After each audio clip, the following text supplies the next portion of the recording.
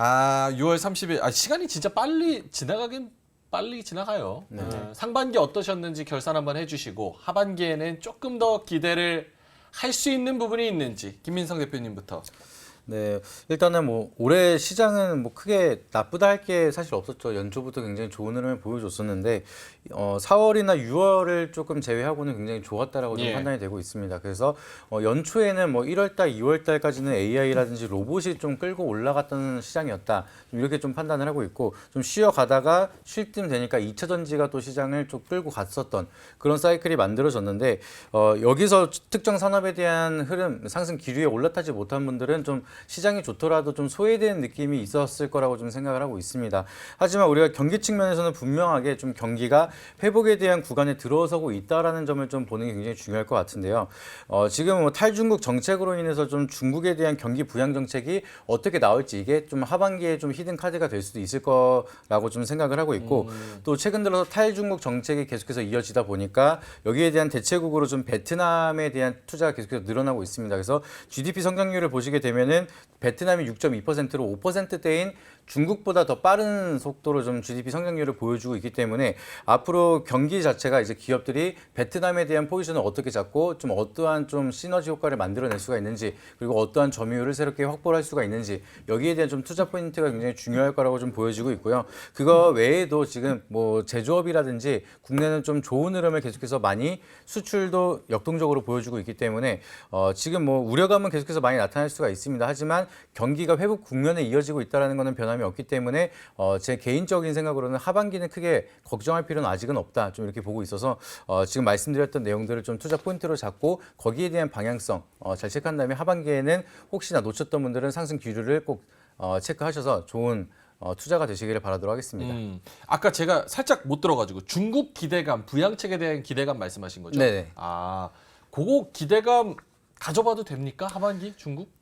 지금 중국이 사실상 좀 경기를 좀 빠르게 부양하겠다라는 마음이 많이 안 먹은 것 같아요. 예. 그래서 금리 인상도 좀 인하를 좀 제대로 보여주겠다 기대를 했는데 0.1%밖에 안 해서 그렇다고 해서 이거를 지금 뭐 여기에 대한 패권을 포기하면서 경기 자체를 예를 들어 완전히 포기할 수는 없단 말이죠. 그리고 미국에서도 좀 반도체에 대한 좀 카드를 다시 한번 얘기를 하냐 여기에 대한 언급이 나타나고 있기 때문에 가만히 있을 수는 없어서 내수 경제에 대한 사이클을 회복하기 위해서 좀 경기 부양 정책을 좀 빠르게 이어질 수 있을 가능성이 높다.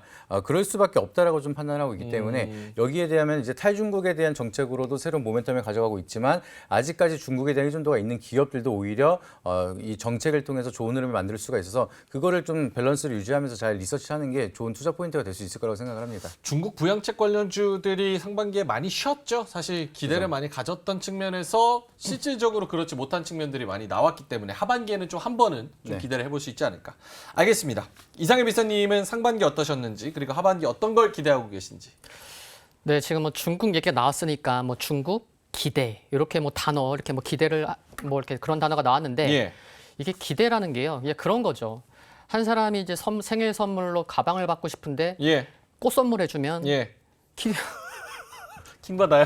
아니 그러니까 기대감이 큰데 마음인데요. 네? 마음인데. 아니 그러니까 네, 그래서 그런 기대감이 좀 이렇게 낮을 수 있을 것 같다. 컨센서스 자체가 우리가 좀 기대감이 이미 벌써 높기 때문에 네. 센 게 안 나오면은 실망이 나올 수 있다 오히려. 네네 그런 것도 뭐 좀 말씀드리고 싶고요. 그리고 과연 하반기에 지수가 의미가 있을까요? 뭐 이런 생각도 듭니다. 뭐 2,200이건, 2,600이건 쉬운 분들은 또 쉬웠을 거고 예. 결국에 말씀드리고 싶은 거는 종목에 어느 때보다 더 집중하는 게 중요할 것 같다라는 말씀을 드리고 싶고 하반기도. 네. 그리고 또 왜 지금 이런 말씀을 드렸냐면 지금 새 정부가 지금 2년 차잖아요. 근데 이 정부 정책으로 관련된 섹터, 주식 시장이 좀 종목장이 좀 강하게 움직이는 때가 정부 2년 차, 3년 차예요. 그래서 올해 2년 차인데 한번 여러 섹터 흐름 같은 거 보시면 참 뭐 로봇부터 해서 정말 수익률 좋았던 그런 섹터가 굉장히 많았었죠. 그래서 올해 하반기는 올해 상반기에 수출 약했잖아요. 그럼 예. 하반기에 좀 더 정부에서도 강하게 드라이브를 걸려고 하겠죠. 그러면은 크게 또 정부와 연관되고 그러면 그래 정부 정책과 관련된 종목으로 집중을 하고 지수보다는 그래서 종목으로 집중하자 그런 말씀을 드리고 싶고 상반기에 요 하나만 더 말씀드리면 예. 개인분들, 뭐 기관, 외국인들의 그런 이제 많이 산 종목으로 수익률을 이렇게 순서를 좀 확인해 봤는데 예. 개인분들 이렇게 수익률이 좀 안 좋은 종목 보니까 중국의 리오프닝 관련 종목군들이 좀 손실률이 크더라고요. 그리고 또 바닥에 있는 종목만 또 사려고 하는 그런 성향이 또 개인분들이 강하다 보니까 예. 그것보다는 최근에 보면은 또 가는 종목이 가잖아요. 그러니까 바닥에 있는 종목만 찾으려고 하지 말고 일단 모멘텀이 있고 수급이 되는 종목에 한해서는 일단 가는 종목이더라도 조금 이렇게 최적의 타이밍을 찾으려는 그런 노력도 함께 병행하시면은 상반기보다는 훌륭한 수익률을 볼 수 있을 것으로 확신합니다. 요즘의 트렌드 자체가 이제 가는 놈이 더 간다. 네. 하지만 또 룬이 오늘 보면은 13% 꼬꾸라졌기 때문에 눈치 게임을 잘 해가지고 언제 하차를 할지에 대한 그런 부분, 일단 가는 놈에 탑승해서 눈치껏 잘 봐서 잘 내리자, 이런 말씀을 해주셨습니다.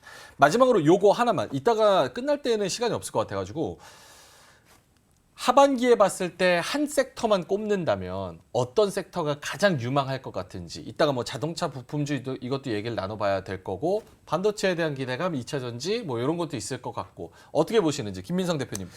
저는 뭐 장기적인 관점으로 볼 때는 아무래도 반도체 쪽이 반도체. 아직 제대로 된 뭐 시장의 수급이 들어오지 못해서 좀 기회가 나타나지 않을까. 그리고 좀 워낙 이제 대한민국에서 좀 수출 의존도가 높았던 섹터이기 때문에 그만큼 많은 기대감을 가져가지 않을까 좀 생각을 하고 있고요. 그리고 요새 들어서 방송에서 좀 자주 말씀을 드린 내용인데 좀 투자자의 시선이 굉장히 스마트해졌습니다. 이제는 밸류체인이라든지 어떠한 좀 펀더멘탈이 있는지를 다 제조 공정까지 알면서 투자를 하시는 분들이 많기 때문에 예. 이번에 그러면은 거기에 대한 부각으로 미래가치 프리미엄까지 붙는다라고 하면은 아직까지도 2차 전지는 기회가 남은 종목들이 많이 있다라고 좀 보고 있고요. 예. 그러다 보니까 좀 단기적인 힘 있게 올라가는 건 2차 전지도 섹터가 남아 있고, 장기적으로 좀 시원하게 올라갈 수 있는 자리는 반도체 쪽이 좀 더 힘 있게 많이 남지 않았을까, 좀 이렇게 보여서 이 두 섹터를 좀 집중적으로 좀 체크하고 있습니다. 반도체도 사실 소부장으로 내려가면 섹터가 워낙 많아서 좀 구체적으로는 세부 섹터 어떤 게 좋을까요? 오늘 또 HDM 쪽으로 이제 삼성전자가 얘기가 나오고 있는데 예. 여기에 대한 좀 서플라이 체인에 포함되어 있는 기업들 위주로 움직일 수밖에 없거든요. 그래서 삼성전자가 로봇 시장에 진출한다라고 하니까 로봇 테마가 올라가듯이 좀 대기업이 돈을 푸는 그런 분야에 대해서 좀 포커스가 많이 맞춰지는 게 시장의 특징이기 때문에 이번에 좀 SK 하이닉스도 그렇고 삼성전자도 좀 광대역 메모리에 대한 포커스를 맞추고 있다 보니까 수익성이 좋은 쪽으로 좀 생각을 해보시면은 여기에 좀 서플라이 체인이 연결되어 있는 기업들이 좀 저는 아직까지 좀 유망하게 좀 수익에 대한 기대감을 많이 가져갈 수가 있지 않을까, 좀 이렇게 판단을 하고 있습니다. HBM 관련주 쪽으로 좀 살펴보면 좋을 것 같다. 이상엽 이사님은요?